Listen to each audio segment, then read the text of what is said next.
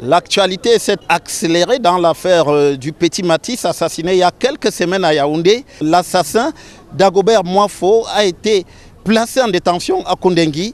Il faut dire que les choses se sont passées avec beaucoup de discrétion parce qu'on l'a amené très tôt le matin. La police a tout fait pour qu'il n'y ait pas attroupement. Après quelques heures, c'est plutôt depuis la cellule du parquet même que Dagobert Nwafo a été inculpé.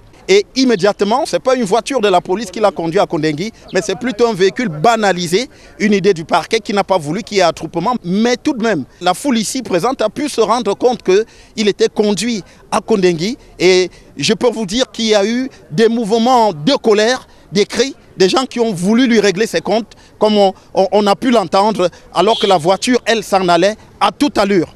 Cette affaire aura mis beaucoup de pression sur le parquet, avec notamment de nombreux allers-retours entre le tribunal et le commissariat du 5e arrondissement à Yaoundé au quartier Ngouakele, où ces faits se sont déroulés.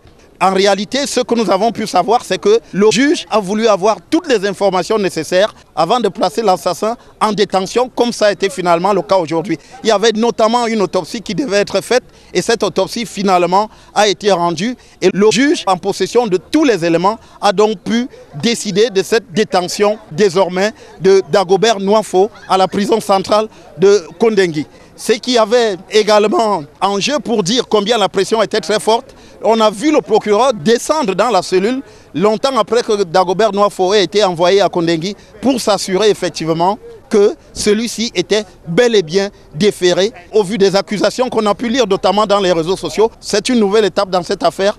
Dagobert Nwafo dort à partir de ce soir à la prison de Kondengui. Depuis le parquet du centre administratif à Yaoundé, pour Equinox Télévision, Joël Sengue, Gizogo.